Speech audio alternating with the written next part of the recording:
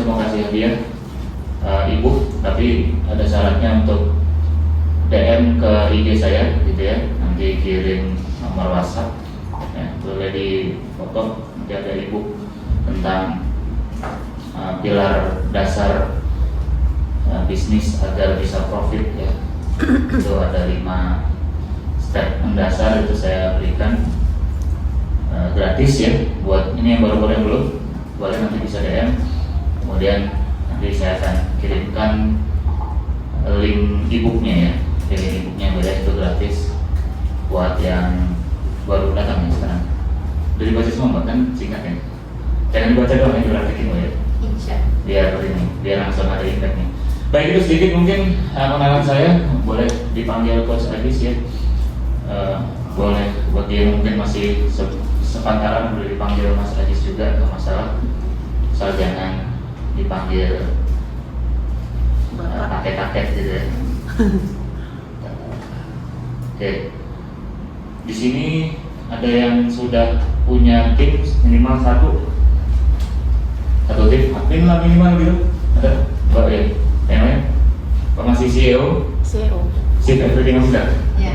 Nah, dari buka toko ya, kemudian nyapuin ya, ngepel, ngelap kaca ya, benerin meja, kemudian ada pembeli datang dilayanin, terus bayar, belanja di kasir ya kan. Udah beres, tokonya tutup, dia beresin, kemudian tutup lagi gitu. Jadi dia buka itu dia bilang Chief Everything Officer, nggak masalah gitu. Saya juga dulu begitu, tapi ya kalau berpikir begitu terus itu bagaimana? Ini saya bersama partner saya ini, saya ngelola hampir 200 karyawan ya, dari berbagai unit tadi, dari unit bisnis ada, unit sosialnya ada ya.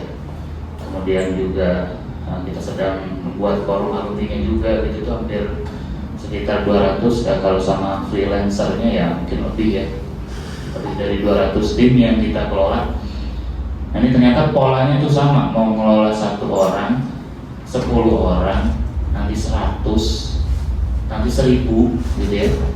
Itu ternyata ada satu step yang sama ya, bagaimana mereka itu bisa menjadi tim kita, bisa membantu segala bisnis kita. Siapa di sini yang pengen ya, punya tim ya, timnya itu siap berjuang untuk membangun bisnisnya? Acung semuanya? Oh ya, nanti kita akan dengan caranya. Baik, ini overview-nya, karena ini waktunya singkat, saya beri yang paling basicnya ya. Jadi penting ini punya super team. Tadi pas masuk ke sini lihat mall kita, kanan kiri ada gedung. Mungkin nggak itu dikerjain sendiri, Bapak sekalian? Enggak. Perlu tim atau kalian ini? Perlu. Ya, ini kan iPhone ya. Terus fokus. Jadi seperti itu kira-kira dikerjain sendiri sama foundernya, sama pendirinya? Enggak. Ini simpel aja lah. Minum ini nih, Bapak sekalian. Sampai hadir tersaji di meja kita ya, ini. Nah, kira-kira dikerjain sendiri? Ya, mau hal yang baik, mau hal yang buruk, itu terjadi, ya kan? Termasuk sekarang lagi ramai ya, bagaimana rakyat di Rafah itu kan dibantai bisa sedemikian banyak masif. Apakah itu dikerjain sendiri? Enggak. Saya ada tim, ya kan?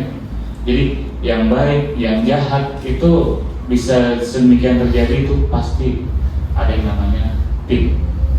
Saya bilang kan, together everyone achieve more, gitu ya. Sama-sama ya, kita bareng-bareng ya untuk mendapatkan sesuatu yang lebih, atau ada yang bilang achieve massive ya, sesuatu yang sangat-sangat besar ya. Makanya ini kita sebagai pelaku usaha ya, sebagai pengusaha, maka ini kita harus lakukan ini untuk hal-hal yang baik. Nah, makanya kita punya tim ini penting. Tadi saya mau putar ini, cuman saya khawatir kayak nggak connect suaranya, dan isi tentang Avenger ya, tentang Avenger. Maka ya, ketika ya, nanti kita banyak, saya biar mungkin 30 menit saya akan kasih materi, selebihnya nanti mungkin kita diskusi tanya jawab ya. ketika kita punya tim, tadi kita sudah sadar bahwa segala sesuatu yang besar di sekitar kita tuh itu pasti adanya keberadaan tim, ya kan?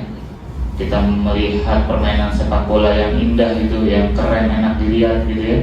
Persib akhirnya juara semalam, tidak dapat beritanya dari teman yang memang dia apa sih istilahnya, bobotoh ya, kalau fan Persib bobotoh ya. Viking Pak.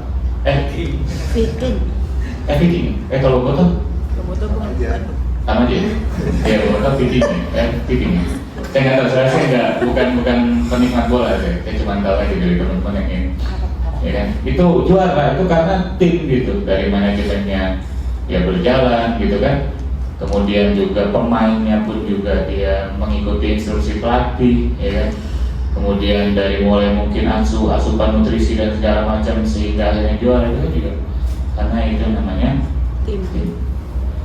Ya, PSSI U23 ya kan, sampai melaju semifinal ya kan. Akhirnya nggak jadi masuk Olimpiade ya kan.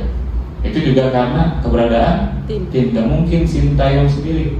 Mau keren gimana tuh Sintayong strategi, kagak ada yang main di lapangan, nggak ada yang mau nurutin perintah Sintayong. Kira-kira terjadi nggak itu semifinal? Enggak. Ya.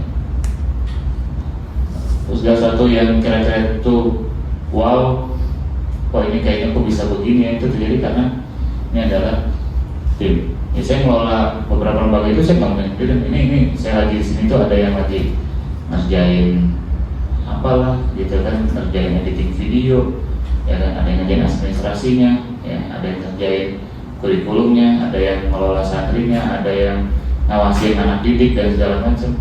Itu semua terjadi karena tim. Ya. Maka itu akan menjadi manfaat ketika apa? Punya tim. Yang pertama itu berbagi peran ya, biar kita ini kan aslinya ini ya, biar nggak ngantuk, sama-sama. Manfaat punya tim. Yang pertama berbagi peran. Yang kedua menambah kualitas. Yang ketiga menguatkan inovasi. Berbagi peran. Terus video. Ya. Jadi ibaratnya kayak bola tadi. Peran itu kan sebenarnya mana yang di istilahnya itu back end, ya, mana yang dia front end atau frontliner. Frontliner ini ya yang dia sebenarnya kan ini yang tempat bagaimana masuk duit, ya kan. Ini kelola duit back end. Di tengah-tengah ya ada support segala macam, support tim support kalau sedikit.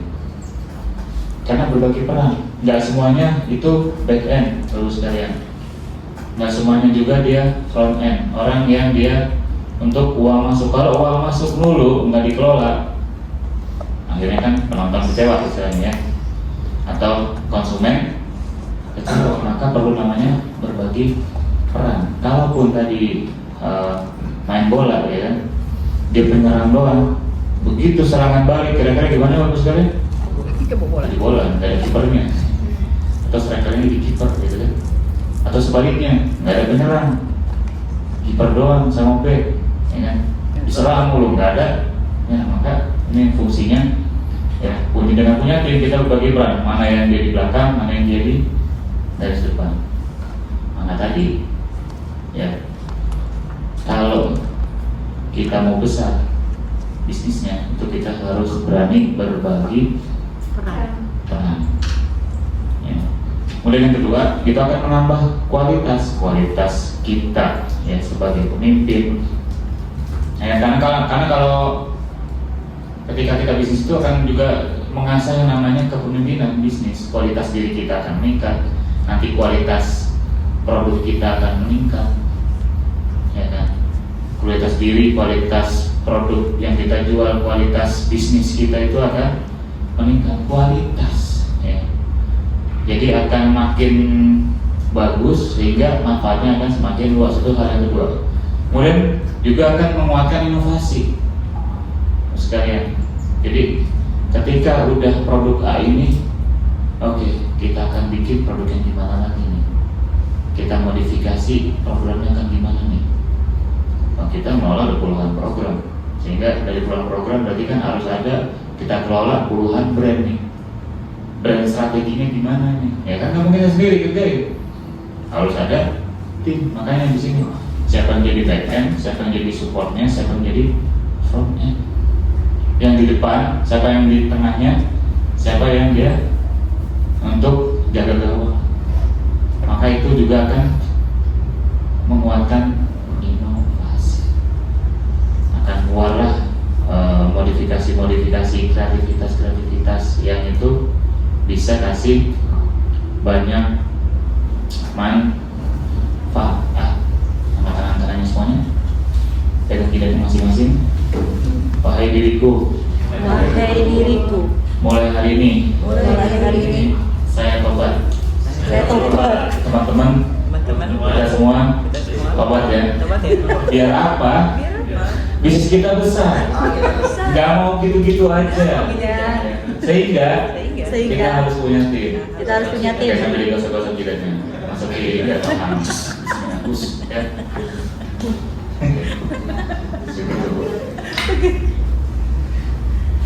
Baik. Kita fokus ya. Nah, jadi ini saya gimana coba membahasakan apa yang sudah saya praktekkan dan apa yang ada di teori gitu ya. Teori tentang HRD, Human Resource Development, dari dengan manajemen SDM. Poinnya ini sebenarnya, bagaimana merekrut, bagaimana mengembangkan, bagaimana mempertahankan retention, kemudian retirement, bagaimana ketika dia tersiapkan untuk pensiun. Tapi untuk UMKM sampai poin 3 aja dulu lah. Ya, retirement nanti kalau sudah masuk usia bisnis ke 10 ya. Jadi kita harus kategorikan. Jadi ada yang bilang itu kategori bisnis kita itu istilahnya kayak satu, dia itu jagung. Jagung sama singkong mana? Cepetan mana ya? Singkong ya? Jagung sama singkong dua aja nih. Kayak tadi 2 singkong, benar. 2 kategorikan singkong, 3 durian. Nah, dari situlah kita memformulasikan jagung nih, misalnya kan jagung kan 3 bulan nih kan? Iya. Atau yang lebih sedikit dari itulah. Kangkung lebih cepat ya, sebulan beres ya. Bayam seminggu ya? Sebulan? Hampir 2 minggu. Ya lebih singkat dari itu. Jadi itulah yang akan nanti menentukan formulanya. Kita tuh masuk kategori jagung atau di bawahnya kangkung dari bayam, singkong ya. Singkong bisnis tahun lah atau 6 bulan lah ya, lebih lama lagi. Tapi kan sekali itu banyak ya. Kemudian apa durian? Sekali panen harganya mahal ya. Ketika satu butirnya montongnya kan 250 sampai 300 ribu. Ya, bilangnya sih berapa 80.000 per kilo. Iya, satu butirnya ternyata 3 kilo isinya kan gitu. 240.000 sendiri gitu. Sama kulitnya lagi.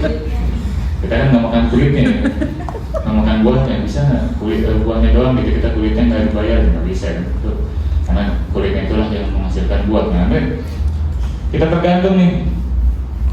Kita mau mengkelaskan bisnis kita itu jagung, singkong dulu ya. Disitulah tim kita itu mau kualitasnya seperti apa dan mau jumlahnya atau kuantitasnya sebanyak apa. Ya, istilahnya mah mau dia levelnya kontrakan petak, ya kan? Atau misalnya rumah komplek, ya, atau gedung pencakar langit. Itulah yang menentukan tim kita itu. Nah, sebagai UMKM kita belajar dulu aja penting lebih dalamnya di rekrutmen dan development, pengembangan. Nanti retention mungkin saya nggak terlalu lebih dalam karena juga dari sisi waktu ya, rekrutmen dan development, bagaimana kita cara merekrut ya. Kemudian bagaimana kita mengembangkan, udah rekrut masuk, kemudian gimana kita mengembangkan ya. Kemudian gimana kita mempertahankan ketika sudah masuk. Nanti ada satu masanya bagaimana kita menyiapkan program pensiun mereka. Siap bagus semuanya? Siap. Oke, kita sama-sama baca lagi. Super Team Workflow. Langkah-langkah untuk membangun super team. Langkah-langkah untuk membangun super team. Ada 4. Ada 4. Iya, ada 4. Ada 4. Ulangi. Langkah-langkah membangun super team. Langkah-langkah membangun super team. Ada 4 langkah. Ya? Ada 4 langkah. Ada 4 langkah yang mana? Ada 4 langkah. Nah, gitu lah, gitu ya. Yang pertama, rekrutmen. Cara merekrut. Yang kedua, development. Cara mengembangkan tim.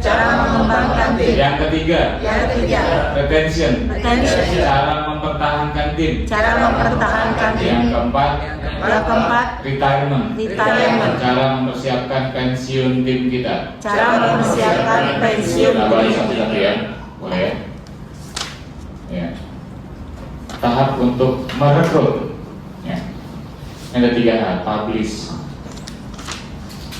itu ya lebih ke bagaimana kita menjaring calon SDM. Bagi UMKM itu memang pengalaman saya ya. Sekarang juga masih UMKM, belum ke corporate. Ya PT beberapa udah punya PT-nya sih, cuman ya juga harus kita ini, makanya nanti ada satu step ya, kita harus bisa bagaimana secara aman, secara regulasi, tapi juga kita pajak nggak kepotong banyak gitu. Nanti itu ketemu sendiri, itu halal, maksudnya halal gitu ya. Makanya nanti kalau udah punya di sekian bulan itu, kita jangan vaksin pencapaian ini kan, dengan tadinya lagi olahraga gitu ya kan. Ya, lagi mudik lebaran, nanti ada masuk tuh dari ini kan Dirjen Pajak, bagus ya tasnya merek Louis Vuitton.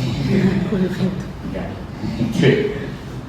Itu iPhone-nya seri terbaru ya, dari dasar ini, MacBook-nya baru ya, nggak usah. Makanya bagus sekalian, mendingan yang kreator yang begitu udah nanti pencapaian bagus, udah sampai misalnya bisa dapat profit 1 miliar sebulan gitu. Karena kelihatan, kalau bahasa kita kelihatan biasa aja di medsos gitu, karena siap-siap diincar orang pajak. Tapi Bu, kalau kita tadi gaya-gaya flexing ya, kita memang bisnisnya memang untuk flexing ya, cuman kalau saya sih nggak setuju dengan cara begitu gitu. Karena kan mendingan ya untuk kita kasih manfaat lagi gitu, bukan untuk flexing ya, untuk pamer maksudnya ya. Jadi itu ada stepnya, karena kalau udah PT itu nanti ada namanya pajak PTN-nya. Kita sebagai pemilik punya namanya pajak dividen, PPN itu sekarang 11%, nanti 2025 12%. Kemudian ada pajak dividen itu 15%. Kemudian PPh 21 2,5%. Ya kan? Minimal itu. Kemudian kita punya karyawan BPJS tenaga kerja, BPJS kesehatan, nanti ada namanya Tapera ya itu kalau kita nggak bisa menyiasatin boncos itu nanti lah. Maksudnya sekarang yang penting bagaimana bisnis itu berjalan ya, kemudian nanti kan diajarin kita laporan keuangan rapi sehingga kita bisa mengelola itu laporan keuangan. Nggak kayak teman saya itu ada, dia karena udah berjalan 10 atau 11 tahun tuh ya, nggak rapi pencatatan atau gimana, dikejar pajaknya sedikit, terus bukan 40 juta, 4 miliar pajaknya doang selama dia 11 tahun. Dia itu, pajis pusing saya. Saya udah jadi udah tax planning, ada tax consultant aja, saya coba diiniin. Ya itu tadi, itu nanti akan ada seperti itu. Seperti jangan takut nanti kalau besar gimana ya, pokoknya jalannya dulu gitu. Karena yang pengusaha kan jalan dulu baru mikir gitu. Saya juga gitu. Belum perfect perencanaan, jalan aja, bisa mikir nanti gimana, nggak jalan-jalan nanti gitu. Oh nanti kalau ngeruput, nanti kalau udah sekian gede, nanti kan apa aja, ya jalanin aja. Kita masuk ke Bank Indonesia udah 5 tahun ya, udah lebih gampang, potong sana aja faktor yang di sini, nanti kita buat laporan. Main tuh 2%, sekali cair tuh 2%, kita udah dapat dari mereka itu 5 tahun mungkin hampir 2 miliar ya. 2 miliar tuh, 2 miliar 2% aja kan di total lumayan kan, berapa? 40 juta ya. 40 juta udah kita sedekahin ya. Sedekahin ke Dirjen Pajak. Nah, kembali di sini. Publish, kita mencari ya calon SDM kita. Bagi UMKM itu yang pertama itu recommended saya itu adalah rekomendasi orang terdekat.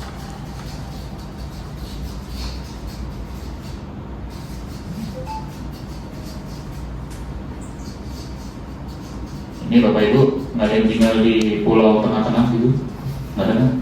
Cuma sendiri gitu, nggak ada. Punya tetangga, Iya. punya saudara, Iya. punya teman, Iya. nggak ada yang tinggal di hutan gitu kan ya? Enggak. Ini. Ya minimal misalnya di klaster atau townhouse ya kan di 10 tetangga ya pasti ya arisan apalagi ibu kan. Kalau nggak arisan nggak hidup kali dia gitu ya. Pasti ada teman gitu, minimal teman saudara orang dekat. Kelas kita, senior kita, apalagi dosen kita, guru, ya, murid TPK kita, ada sih rekomendasi. Guys, nih, gua lagi cari buat masak nih, ada nggak? Nggak ada. Kabar terbaru 10 juta Gen Z menganggur. 10 juta itu baru Gen Z, belum yang Gen Y, belum yang Gen X, belum yang di atasnya lagi baby boomers ya, banyak. Itu di saya itu 5% itu hal yang teknis itu usia 45 ke atas ada tuh di tempat saya yang kerja. Nah 10% dari 200 5% dari 200 ada 10 orang. Ada 10 orang karena emang ya cuma untuk kita kasih dia cuma tugasnya calling doang, cuma packing ya kan. Kemudian kita minta dia untuk jadi tukang masaknya, itu ada 5%. Itu Gen X dan baby boomers ya yang 45 ke atas. Dan generasi milenial Y ya itu separuh-separuh lah, 50-50 dari 95%, tapi enggak 40%, paling banyak 60% itu yang 30 ke bawah ya, 27 ke bawah itu kita kelola tuh. Jadi tergantung tuh, oh kalau mau cari umur segini berarti rekomendasi cari ke siapa. Itu yang pertama, itu yang saya dapetin dan lakukan. Ini yang paling menjamin kualitas loh. Rekomendasi ini bisa juga kan kita punya teman komunitas atau apa kan ya kita share tuh. Kita lagi buka lowongan ini, nah kita cari dari situ. Kemudian yang kedua ya publikasinya ya online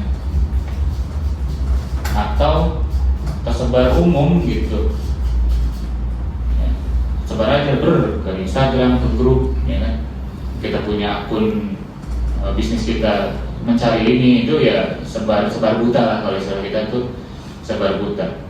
Ya silakan juga, cuman memang pengalaman saya kalau yang kedua ini, kalau bahasa kita apa ya? Bahasa kita itu zong lah, zong. Nggak kompetens gitu, kurang. Kalaupun ada ya rezeki gitu. Ada juga sih ada gitu, tapi ya kemungkinannya kecil, tapi ya dicoba juga nggak masalah. Ketika pas ada juga kita dapat tuh video editing, akhirnya bagus gitu kan. Terus ada yang saya udah pernah cerita belum ya? Di sesi sebelumnya atau yang batch sebelumnya ya? Jadi ini dia dapat dari temannya atau dari medsos atau dari LinkedIn ya, saya lupa. Jadi itu dia mantan program kreatifnya TV sama YouTube, channel YouTube mana gitu. Dia pengen tidak, ini belum diajarin ini belum, visi misi core values belum ada, tapi nanti sesi ada. Nah, nanti pentingnya ketika kita mempublish itu kita akan namanya mendelivery ya, kita memancarkan nilai lembaga kita, ya, visi misi core values ya, nilai-nilai prinsip itu nanti akan datang yang sefrekuensi gitu. Ini sampai si Mbak ini kan, sampai dia itu akhirnya ngomong ke HRD kita. Ini sih kalau teknisnya bukan saya ngurus, saya ada HRD. Udah deh Pak, pokoknya saya pengen masuk di atmosfer kerjanya cinta Quran, jadi apa aja, biarin aja. Gitu, karena di tempat kerja ini dulu itu dia untuk sholat susah. Ya kan, terus nanya ada nggak tempat yang memang buat khusus perempuan biar sholat? Banyak sih, ada ruangan ini wah ya. Terus nanti kalau saya nggak bawa makanan pinjam makanan nanti nggak pinjam gampang lah gitu. Wah oke, saya pengen sih kan kita jadi dia itu tim kreatif untuk konten. Gitu terus kreatif buat konten untuk konsep kreatifnya. Karena mantan orang TV kan. Kalau bela-belain, jadi pas interview pertama ke posisi ini nggak cocok gitu kan, pas di ini ada nih buat ini, ada dia sampai mohon-mohon begitu. Nah itu akan kejadian ketika kita sudah jelas punya visi, misi dan values. Nah sebelum itu pondasi banget sih ya, pondasi banget, meskipun misalnya baru berdua, baru satu itu harus dibikin dulu sekali, itu penting untuk menjaga semangat, visi, misi, core values. Visi itu perusahaan kita mau jadi apa, misi itu bagaimana langkah-langkah untuk kita menjadi yang kita inginkan tadi. Core values ini adalah prinsip yang kita jaga untuk menjalankan visi dan misi. Ya gampangnya prinsip itu integritas, ya kan. Kemudian kalau kita sebagai seorang muslim ya akidahnya, keislamannya, ya kan, attitude-nya, ya kan, sikapnya, itu yang harus dijaga. Nanti itu akan kita lempar itu lowongan masuk yang sefrekuensi. Jadi bentuk bisnis itu akan sesuai dengan foundernya, nilai bisnis itu akan sesuai dengan foundernya. Kalau itu diciptakan lingkungan yang baik, maka yang datang ya orang-orang yang mirip gitu. Itu juga ada masuk mantan bankers gitu ya, sekarang jadi GM di lembaga sosial kami gitu ya, Citibank ada masuk. Terus kemudian juga di lembaga sekolah juga ada yang dia mantan dari sebuah guru sekolah tahfiz, sudah pengalaman pas jadi value-nya, terus bentuk kurikulumnya nilai-nilai kok unik ini ya sekolah ini ya, dia ngajar dengan gaji yang di bawah dari yang sebelumnya karena melihat suasananya, kemudian budayanya itu cocok sama dia, itu akan datang. Yang ngajar di pesantren gitu ya, dari Libya ya, bahkan ada yang dari Sudan waktu itu masuk, orang Indonesia bukan orang Sudan ya, dia pernah di Sudan masuk ngajar karena lihat oh nilai-nilainya cocok, budayanya cocok, dia masuk ngajar gitu. Karena itu tadi penting punya visi, misi dan values. Ini kita sebar begini online, umum rekomendasi itu akan datangnya setipe. Ada yang pernah dulu praktikum Batu Talak waktu sekolah kan diketahui gitu kan, maka yang akan mendekat yang frekuensinya beda apa sama? Sama. Begitulah kalau kita nyari SDM, kita publish, nah udah dipublish kita streaming ya, kita seleksi berkas lah standar ya, seleksi berkasnya, pengalamannya, administratif lah. Nah yang penting ini yang ketiga, interview di sini itu juga harus yang namanya interview ini kita harus tes tuh. Ketika interview bikin roti, kita tes. Yang mau harus modal misalnya ngadonnya gimana? Ada yang mungkin bisa roti, nanti ya kue gitu kan? Dites gimana dia untuk ngocok telurnya gitu kan, ngebuka telurnya gimana, pas buka telurnya berantakan, udah lolos. Jadi jangan pakai pertanyaan-pertanyaan yang normatif. Bisa untuk ini bikin adonan kue bisa, oh iya percaya pasti dites nggak bisa. Jangan yang normatif dan pertanyaan itu kayak pilihan ganda. Kita nggak suka dengan pendidikan. Mana jawaban yang paling benar A, B, C, D ya, itu terlalu normatif gitu, nggak mengasah ini kita juga gitu. Sama kalau kita pas interview juga jangan akhirnya minta jawaban tuh iya, tidak, bisa, enggak, jangan ya, kasih dia bisa menganalisis. Kalau manajer tergantung levelnya ya. Kalau administratif untuk misalnya kita butuh untuk ngebantu laporan keuangan, ya kita minta dia mana laporan keuangan yang pernah kamu bikin. ini kalau desainer coba kasih lihat portofolio desain kamu, gitu kan. Terus tes di situ, coba pakai handphone dari CapCut atau dari Canva ngedesain. Di situ kan berapa menit, yang terkenal coba bikin ini, misalnya nama saya Joni Iskandar, yang dangdut ya. Ada meninggal ya? Udah. Baru belum lama ya, berapa bulan lalu ya. Joni Iskandar, gitu kan. Bikin desain, set, jadi wah berarti keren nih, berarti cocok jadi desainer. Ya, ngedit video, nih ada video anak saya lagi makan, coba diedit, dites. Apa yang mau ada CapCut kan? Ada CapCut kok, pas dia tuh CapCut Pro, berarti jago nih kalau misalnya pakai CapCut. Apa nih yang bu ya? CapCut apaan? Nah nanti capcut terjadi gitu, kepleset ya kan. Jadi dites editnya gitu ya, ngedesainnya gimana gitu ya. Jadi pas interview itu nggak harus pertanyaannya bisa, enggak, iya, tidak, kanan kiri, depan belakang, hitam putih ya. Kalau formal, normatif banget, textbook banget, jangan. Tergantung dari posisi apa yang kita cari. Misalnya kita mau ngerebut office boy, ya, cleaning service. Oke, Anda bisa nyapu, bisa ngepel, oh bisa. Kita kasih sapunya, kita kasih lapelnya, kita kasih gitu ember sama apa tuh namanya wipol, apa sih, pel lantainya kan. Gimana kita pelatih itu cara nuangnya, dari mulai buka tutup botolnya, cara nuangnya, gimana dia, bagaimana biar pel lantainya, pelnya itu bisa untuk ngepel, terus busanya segimana. Padahal itu kan tuangnya semua busanya sampai jadi ember itu kita cuma nuangin 1/4, busanya 3/4 gitu kan. Wah berarti ini nggak bisa gitu kan. Boros. Ternyata kalau misalnya canggih kan ada teknik tertentu, meskipun busanya dikit pas dipel, wih ternyata harum mengkilat, wah berarti keren, canggih. Pas cara ngepelnya, cara nyapunya juga misalnya ya beda, ada jurus tertentu gitu ya. Kok bisa begitu, bisa bersih, bisa enggak apa yang di sudut-sudut itu tuh bisa sapu sama dia gitu, wih keren berarti. Tergantung posisi apa yang mau kita ambil. Sekalian pemasak, administrasi, kasir, ya kan? Kita minta dia administrasi, pas disuruh pembukuan tulisannya aja jelek, nggak kebaca, susah. Tapi dia rapi, bikin garisnya ini, terus bicaranya gini, oh berarti cocok untuk pembukuan administrasi. Ini jangan salah sekalian.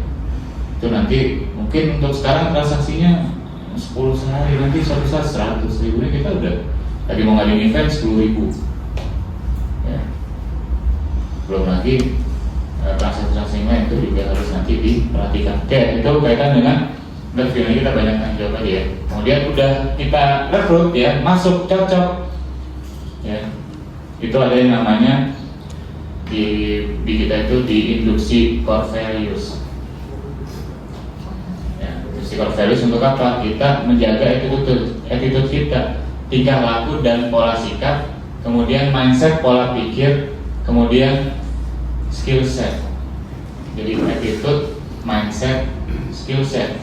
Attitude itu lebih ke sikap diri si karyawan ya, dan itu bisa dibuat ya, kita bisa install si karyawan itu kalau kita punya visi misi, terutama core values.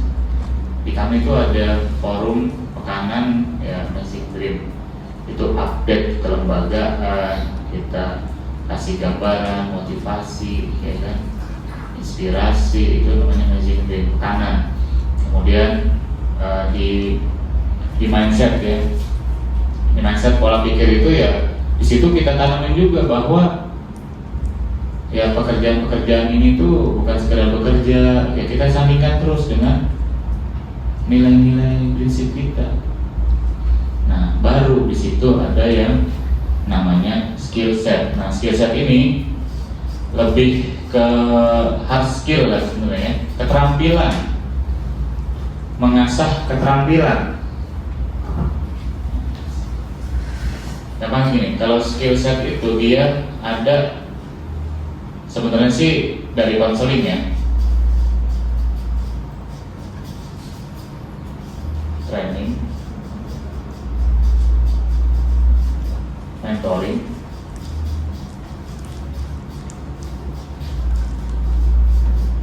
yang keempat coaching. Nah, konseling. Cuman ini kalau nggak kuat, misalnya ini bermasalah, keluarga broken home, ya kan? Misalnya dia korban selingkuh, kerja di sini, terus kejiwaannya ini banget, terus kalau sekarang tuh mental illness-nya parah gitu ya. Nah, buat ini udah pasti terima. Kalau misalnya mau sosial, saya kan konseling dulu gini, ya terserah. Jadi tapi saya sih, kalau saya nggak capek bu, aku capek konseling ini capek. Jadi kita numpuk sampah tuh, kita makan tuh sama orang gitu kan, mending enak sampahnya ya. Nggak enak sampahnya, mendingan udah ada potensi, oke, kita training, kita mentoring, ya kan, kita training ini dari yang tidak tahu menjadi tahu, tidak paham menjadi paham. Itu training, dilatih. Ketika dia sudah tahu, dia sudah paham, mulai praktek, didampingin. Yang namanya mentoring itu ya pendampingan. Oh, kamu cara masaknya coba diginiin, itu mentoring. Ya. Makanya kita sebagai desainer juga harus jadi mentor. Makanya kan ya si CEO tadi, si Operating Officer. Tapi sebagai pengusaha itu juga nggak harus semuanya bisa. Ahli bisa iya ya, tapi jangan ngambil ahli semuanya, itu ya cukup memakan waktu juga gitu ya. Kalau saya kan memang senangnya memang di marketing sama pengembangan tim, ya, sama terkait update atau tren teknologi. Karena sebagai pengusaha itu nanti pengembangan itu cukup kuasain teknologi sama SDM. Udah, jadi kuasain itu. Jadi kalau misalnya dari situ ya kita cari partner, cari mitra. Cari mitra itu bisa mitra bisnis. Nanti mungkin diajari misalnya itu dalam fikih muamalah itu syirkah ya, partner bisnis. Bisa karyawan yang nggak ada di kita tuh, yang misalnya tadi saya kan nggak terlalu ini ahli keuangan kan, tapi saya disajikan neraca laba rugi, tahu oh ini pas ini, wah ini kok ada kurang pas di mana nih, dibedah lagi di ini, oh ya barusan yang belum masuk gitu. Yang penting tahu neraca nih, saya memang nggak ahli keuangan tapi tahu bisa cara membaca laporan keuangan, baca cash flow gimana, ya kan, bacanya laba rugi bulanan seperti apa, itu kan. Ketika itu terjadi, oh untuk ketika minus biar surplus gimana, ketika surplus harus digimanain, ya, kecerdasan keuangan itu juga harus bisa, tapi nggak usah ahli. Kadang kalau memang pengen ahli di situ silahkan. Saya ahli di kecerdasan keuangan, karena dari situ kita akan bisa menentukan strategi bisnisnya, strategi dari pengelolaan SDM juga. Nah, maka kita expert ahli di mana, kita mentoring itu, kita dampingi. Nah, kalau coaching dia sudah bagus, kira-kira berprestasi, ya, untuk naikin prestasi.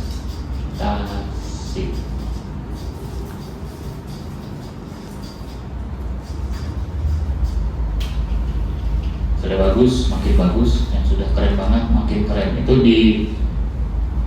diasah di coaching, dilatih, kasih tantangan lagi, kasih project begini, kasih program ini, itu di coaching.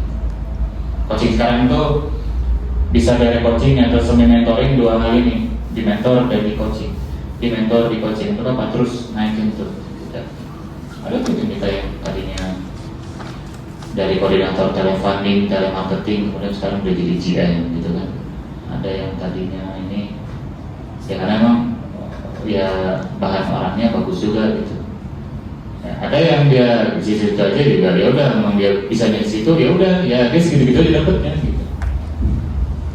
Sebenarnya sih kalau dari mentor saya sih, dari coach saya sih ya istilahnya ya harus mulai disiapin juga gitu program pensiunnya, atau ya ketika dia nggak berkembang ya udah kontraknya diberesin aja gitu kan misalnya ya. Jadi ini di aspek skill setnya untuk kita mendevelop, mengembangkan. Oke, saya sedikit ya, sedikit kasih yang ini, kok gitu ya. Yang terakhir itu, yang ketiga itu apa tadi? Retention ya. Retention ini mungkin saya sekilas saja, kita banyakkan jawab aja ya. Ini pengantar aja. Retention itu kan dari kata retain, betah, tahan. Retention ini ya bisa istilahnya program yang terjadwal, bisa spontan. Terjadwal itu apa? Misalnya setahun sekali family gathering, employee gathering, piknik ya. Kemudian apa tadi? Terjadwal lagi misalnya tuh kita ya kalau yang simpel-simpel sih piknik, kemudian misalnya kita kasih hadiah jalan-jalan luar negeri atau hadiah umroh udah sekian 10 tahun, itu kan terjadwal, terkonsep ya. Ada yang spontan itu yuk ke pameran yuk, sekarang kita lihat yuk biar kita cari inspirasi, ya kita olahraga sekalian yuk di situ misalnya kan. Yuk kita lihat sambil survei yuk di toko, itu kan hal-hal yang spontan, itu untuk retail. Oh di event ini nih, sambil kita refreshing ke sana, kita datang bareng-bareng, itu hal spontan ya. Terus tiba-tiba yuk kita nih sambil ngelibat bareng, spontan, merujak gitu kan, ngelibat merujak ya, kita makan nasi buah bareng-bareng, sebuah itu spontan ya. Tergantung kita mau seberapa kuat juga kekuatan kita, sama seberapa kita mau bikin tim kita itu loyal ya. Dari saya mungkin itu untuk pengantar awal ya. Sebelum saya serahkan untuk tanya jawab, saya izin informasikan bagi ibu sekalian ya. Ini saya mau kasih info event yang saya sedang garap.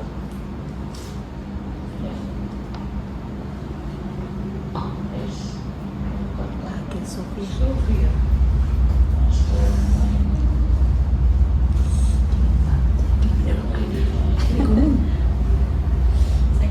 Ya. Ini event kami yang ke-13, kalau nanti di Sentul International Convention Center ya, akan belajar apa di situ, akan belajar bagaimana kita menguatkan belief di sini kaitan dengan keimanan yang produktif. Jadi pengusaha yang akhirnya omset bertumbuh, karyawan nambah, karyawan tambah soleh, tambah baik, itu kan iman yang produktif ya. Kemudian ketika kita dengan segala suatu kejadian itu kita berserah, kemudian kita bertawakal, jadi kita perbaiki dan ya kita lanjutkan lagi untuk hal-hal yang lebih baik lagi ya. Kemudian bagaimana kita unstoppable itu nggak bisa kita berhenti gitu, nggak bisa dibendung. Wah, udah beres omset 10 juta, kita naikin lagi 100 juta, kita naikin lagi 1 miliar, kita naikin lagi 10 miliar, kita naikin lagi terus, itu unstoppable ya. Bagaimana kita akan punya mindset itu, dan semua dipelajari di sini ya. Khusus buat kulineri ya, ada kupon khusus alumni kita itu cuman diskon 25% ya. Ya, dikit lagi tanya jawab. Oke, gimana cara daftarnya? Bisa di ini ya, khusus untuk yang daftar hari ini aja sampai malam ya. Nanti ketemu dengan di situ juga ada pengusaha UMKM, ada ya calon-calon investor ya kan, ada juga eksekutif gitu kan ya. Jadi bisa difoto di sini, masukin kupon down 25, diskon 25% ya. Ini sebenarnya buat donatur dan alumni, cuman ini karena ya sudah saya anggap sebagai keluarga sendiri lah untuk kulineri ya, karena juga udah lama kenal sama Mas Fahrul. kasih ini 25%. Ya. Jadi daftarnya cuma ini doang gitu ya. Karena untuk besok ya kita cuma ngasih ada namanya diskon, ini sampai malam ya, cuma sampai malam, EP 20%, ini 25%, ini sampai tanggal 15 aja. Dari harga itu paling murah itu sehari rencananya 500.000, berarti kalau diskon 5% 375.000, lumayan lah. Bisa betul, bisa belajar, ada Ustaz Iman Fauzi, ada Ustaz Fadi Karim, ada Pak Jamil Raza ini, ya kan? Ini lagi kita usahakan Ustaz Ali Hidayat, ya kan? Tapi lagi proses. Marcel udah jadi mualaf, beliau juga nanti akan nyanyi lagu religi dan ada talk show-nya. Ya, ini lagi kita proses, coba lagi jajaki Afgan ya. Afgan kan juga mungkin ada kisah-kisahnya juga nanti kita akan ini, ya. Dan nanti akan ketemu banyak influencer dan selebgram yang juga kita undang di acara itu. Gitu ya, saya tunggu ya Ibu sekalian di acara tersebut, dan ini sudah acara yang ke angkatan ke-13 tahun ini. Itu mungkin dari saya, kita nanya jawab biar makin ini lagi aja lebih jelas ya. Dari saya itu, Assalamualaikum warahmatullahi wabarakatuh. Waalaikumsalam warahmatullahi wabarakatuh.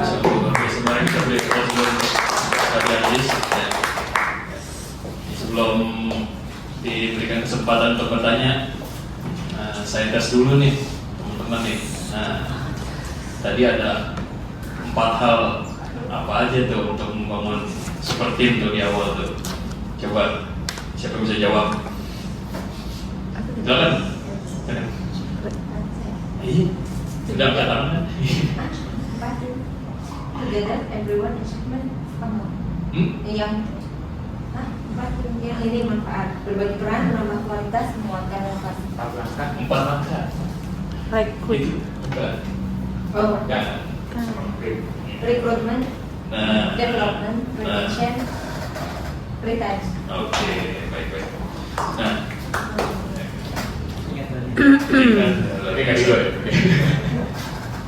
ya silakan teman-teman semua yang ada yang ingin didiskusikan terkait bagaimana membangun super team. Ya, silakan, Ibu. Ditanyakan kepada coach. Jadi kita ini misalkan udah punya tim ya Pak, dalam pengrekrutan itu tadi udah beberapa cara udah dilakukan, baik interview, tes segala macam. Tetapi biasanya kendala yang kita alami itu setelah berjalan timnya itu selalu ada kendala kurangnya dedikasi atau loyalitas ke usaha, ke perusahaan. Nah, itu bagaimana cara memanagenya agar konsisten. Jadi konsisten dalam arti bahwa kita mau kerekrutan mereka itu kita sudah tahu qualified dia, sudah segala macam kemampuan kan dari tes di awal, biar konsisten tidak terjadi kejenuhan atau kurangnya intens terhadap kita, loyalnya terhadap kita. Itu bagaimana caranya? Karena yang sering saya alami itu di awal-awal mereka rajin, semangat, tetapi tengah-tengah perjalanan usaha pasti ada kendala ya, entah itu sudah kurang disiplin, kurang semangat. Nah itu caranya bagaimana untuk memanajemennya agar karyawan kita atau tim kita itu tetap selalu solid, tetap selalu semangat. Itu aja, terima kasih. Biar konsisten tim kita, terus dia solid dan tetap semangat ya. Pertama sih tetap dari rekrutmennya dulu Bu. Saya harus pastikan rekrutmennya itu udah bener. Ini orang beneran orang. Iya Pak. Ini orang memang niat kerja apa enggak, itu kan dari pas kita ngobrol kan bisa kelihatan. Nah kalau di kami itu ada yang namanya ketika dia sudah masuk probation, percobaan, uji coba, kita tes tuh. Jadi pas lagi interview itu oke, kalau misalnya anda nih mas atau mbak nih saya terima, ya ini ada percobaan dulu ya 3 bulan, gitu. Nah pas di perguruan itu di kita tuh istilahnya ada namanya induksi values. Ya, kita menginstal nilai-nilai prinsip lembaga, visi misi, nilai prinsip. Di sini ada yang belum bikin, ada sesinya nggak? Terakhir ya, iya. Itu nanti harus punya tuh. Jadi kita biar tahu arah perusahaan kita mau jadi apa, misi kita, nggak masalah. Nggak masalah, masih di garasi kita, masih dapur rumah sendiri gitu, nggak masalah, harus punya visi misinya dulu. Kemudian kita install ke tim kita tuh, ya. Terus dari situ misalnya dari itu pas ada ya, itu juga pada pun juga ada, karena kan kita ya prinsipnya nggak semua tanggal merah itu kita libur, karena ini mungkin pada masuk. Jadi kalau saya kan karena segmennya muslim gitu kan, yang libur itu hanya yang hari besar Islam, karena rekan kita muslim semua, gitu kan. Ya udah kita sampaikan, ya nanti tuh tergantung levelnya. Kalau level officer kaitan dengan itu ya ada aja pas lagi masuk, wah tanggal merah biasa bukan lagi besar dia masuk, dia nggak ini gitu, nggak setuju keluar, ya udah keluar aja. Ya. Jadi kita itu sebagai filter untuk direkrutmen dulu. Begitu udah masuk, kita induksi tadi, kita kasih tugas-tugasnya, ya. Kemudian kita perhatiin terus. Ini sebenarnya berlaku juga teori manajemen sederhana sih. Ketika sudah masuk itu orang, berlaku namanya planning, organizing,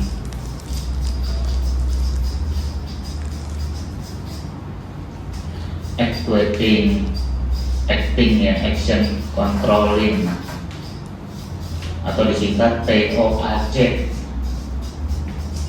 Singkat apa? Singkat apa? POAC. Tetap plan, oke, plan kerja kamu nanti begini ya, dibantu. Coba kita tanya kan, udah kasih kerjaan ini, kamu organisasi gimana? Cara ngelakuin? Oh nanti saya akan beginikan dulu nih. Kalau misalnya masak nasi goreng itu, ya saya nggak mungkin naruh kecapnya dulu, ya kan? Bagaimana bumbunya dulu masukin sampai bau sangrai, bau bumbu gitu kan? Masukin cabenya kalau pengen pakai cabe, ya kan? Masukin telurnya, ya kan? Terus diorak-arik baru masukin nasi jebrut, ya kan? Tambahin lagi royco gitu kan? Ya baru kecap, misalnya kalau mau pakai kecap, kecapnya dikit. Terus kasih daun bawang, terakhir udah matang, terus matang deh, lapar kan. Ya. Nah itu harus kita di organizingnya. Kemudian actionnya gimana ya? Itu udah action gitu, cara kerja gitu ya. Terakhir kontrol tetap harus kita kontrol. Ya. Bisa. Jadi kalau di kita tuh ada namanya briefing pagi, ada yang namanya evaluasi sore. Jadi sebelum mulai kerja di briefing, maka itu aspek bagi bentuk ini kontrol. Dan kita manusia bu, bukan malaikat. Kadang bagus, kadang ini. Nah itu fungsi dari kita sebagai owner itu, sebagai leader itu yang manasin itu. Terus kemudian kita ngecas, kita kasih inspirasi dari YouTube nih, tonton nih, gitu kan. Kasih ini artikel-artikel yang bagus, kasih yang dari Instagram kan, kadang-kadang itu untuk apa? Memotivasi. Caranya begini nih, ini caranya ini begini nih. Itu bentuk kita memonitor, kontrol, menjaga rencana dia, organizing dia, dengan action dia gimana, itu dikontrol terus, ya tiap hari. Ya, makanya memang nggak banyak jadi pengusaha, ya. Pusing memang, tapi ya ketika udah dapet itu, nanti kita dan kayaknya ngembangin lagi begini, asik ya. Kalau udah ketemu polanya, udah ya biar konsisten dikontrol terus ini. Mau nggak mau hadirin, kalau saya pernah ikut saya waktu itu mentoring bisnis di cerita tuh di perusahaan mana, sama terakhir di perusahaan dia itu mentor saya itu yang pernah saya ikut. Setiap jam bu, supervisor taruh untuk kontrol itu. Oke, jam 8. Jadi bukan briefingnya tuh pagi, jadi briefing jam 8 ngomongin apa, oke sejam lagi saya cek ya, sejam, udah dapat apa, oh kurang ini baru 80%.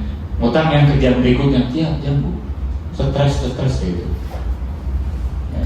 Ya itu bagus sih istilahnya, ya memang untuk menjaga biar si karyawan ini nggak, istilah kita tuh magabut ya, makan gaji buta. Nah kita tuh menjaga, boleh. Jadi kontrol briefing pagi, kemudian evaluasi sore, nanti bikin lagi evaluasi ke kanan, ya kan? Jadi sekretariat, kemudian buat apa tadi, monitoring lagi. Nanti kita bikin ada namanya per bulan. Ya itu bagi pengusaha begitu, untuk menjaga atmosfer. Ya saya gitu kan, nanti hari jadi karena saya punya jadwal tuh, Senin kemana, Selasa ke unit mana, Rebo ke unit mana. Saya juga Selasa Senin tuh ketemu klien, Selasa ke unit sekolah, Rebo ketemu klien sama ada meeting project eventnya, Kamis ke unit pesantren, ya kan, Jumat itu ke unit filantropi gitu, Sabtu ketemu klien, ya kadang Ahad sampai berkeluarga ketemu klien juga. Kayak gitu pengusaha lingkungannya harus begitu. Jadi semua karir itu adalah tanggal hijau, gitu ya. Tanggal merah itu dibenci sama pengusaha, karena itu jadi nggak ngasih duit. Kalau saya sih, mindset saya begitu. Aduh, banyak kan kayak kemarin kan, ini kan 2 kali long weekend. Aduh, itu aja kita kan punya ada yang online juga kan, jadi aman, nggak terlalu ngejeblek lah gitu. Jadi tim itu harus digituin Bu, dimonitoring, dimotivasi gitu ya, dan memang harus dikasih tahu dari awal, nanti karakter saya kayak gini loh, jangan baper, nanti akan begini, kita akan follow setiap hari, harus disampaikan. Saya juga ada yang baru itu ya, sudah kamu mau jadi baja apa mau jadi plastik segitu, maksudnya apa Pak? Ya kalau baja itu kan yang dia akan menempa dan memuatkan besi-besi yang lain. Kalau plastik ditempa sama besi, mau hancur gitu. Oke, mau jadi mana? Ya di sini adalah sebenarnya semua akan jadi baja, saya gituin. Itu sebagai transfer value kita gitu. Jadi budaya kerja kita tuh akan begitu. Siap nggak? Siap, ayo gabung. Kalau nggak siap udah, dengan dari sekarang dipahitin. Terus di unit yang mana pun saya pahitin begitu. Nanti akan gaya kerjanya kan begini, targetnya kan begini, haknya nggak segini. Siap nggak? Siap, ayo. Enggak, ya udah gitu. Jangan yang enggak harus pasti. Kalau untuk kayak gitu ya saya harus hitam dan putih aja, ya apa enggak gitu. Udah kita sampaikan gitu. Nah sehingga setelah itu kan udah beres di rekrutmen, ketika pas kita kontrol kan enak. Dia pun juga, oh saya begini. Ada sanksi kita tuh kan magang di unit yang di bawah saya, di unit pelatihan Citakola Learning sama di unit sekolah. Udah ke manajer saya itu saya panggil juga santrinya, pokoknya kamu berdua nggak akan bisa nganggur di sini, sedang nggak akan bisa diem. Ketika diem kasih tugas apa gitu kan, pasti itu emang luar biasa kalau di sini gitu. Ada yang magang, tim juga gitu ya. Jadi emang atmosfernya kita buat begitu, hektik lah kalau bahasa kita. Hektiknya tapi hektik produktif manfaat, bukan hektik yang nggak jelas gitu. Hektiknya tuh saya kan jadi begini, jadi begitu ya, itu keseruannya gitu. Jadi terus mau karyawannya 1, 10, 100 nih lewat cek ke karyawan itu aja terus kontrol, monitor ya. Kurang apa kita mentoring, memang kontrol juga di situ. Kontrol apa kita mentoring juga, dari controlling itu monitoring kita coaching ya kan? Kemudian kita kasih inspirasi, kita kasih dia nggak tahu diajarin, kita training itu di sini gitu, yang benar dijawab. Jadi terus ya sampai terus perusahaan kita besar, sampai akhirnya kita harus nyiapin sistem bagaimana kalau kita meninggal ini ditinggalin sama kita, sampai terus begitu. Nah kan bisnis itu kan ya bukan sekedar dia profit bulanan tahunan, tapi nanti ketika kita udah nggak ada itu siapa terus ya begitu. Ya tergantung juga sih ya passionnya mau gimana terhadap bisnis itu gitu ya. Kemudian teman-teman ya, udah baru mendengar bayangan aja kayaknya ada capek banget ya. Capek banget. Tapi memang gitulah kalau ingin. Tapi kelihatan muka saya capeknya. Iya. Asik ya. Baru pulang jam 1:30. Ya. Masih boleh nanya. Terus gimana? Nanya lagi. Mungkin di keep dulu ya. Ya. Nah, waktu sudah lewat ya. Ya. Jadi memang kalau ingin punya bisnis yang super, ya pastinya butuh tim yang super juga. tapi bagaimana bisa mempunyai tim yang super kalau secara personal ya pemilik bisnisnya juga tidak bisa menjadi super gitu kan ya. Nah, jadi itulah bagaimana membangun super tim yang sudah dipaparkan oleh Coach Adi Aziz. Ingin ada yang disampaikan lagi Coach? Itu kayaknya ada buku di depan belum di. Iya.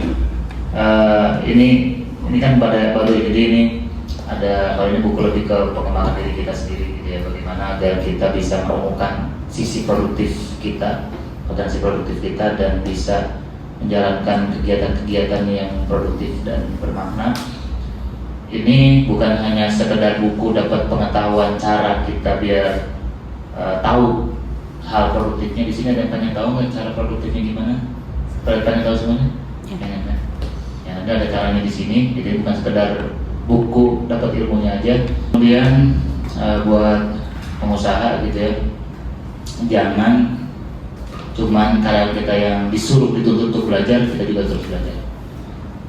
Jangan sampai kita itu ilmunya kalah sama tim kita. Kita harus ada yang lebih dari tim kita. Biar apa? Kita akan hormat gitu. Wih, siapa bos keren ilmunya gitu. Wih, keren nih terobosannya. Kita harus lebih di atas, terus di atas dari tim kita. Caranya gimana kalau gitu? Ya belajar, berjejaring gitu. Itu yang mungkin dari saya tambahan. Baik, insyaallah, alhamdulillah. Terima kasih kepada Coach Adi Aziz. Mari kita beri aplaus untuk beliau.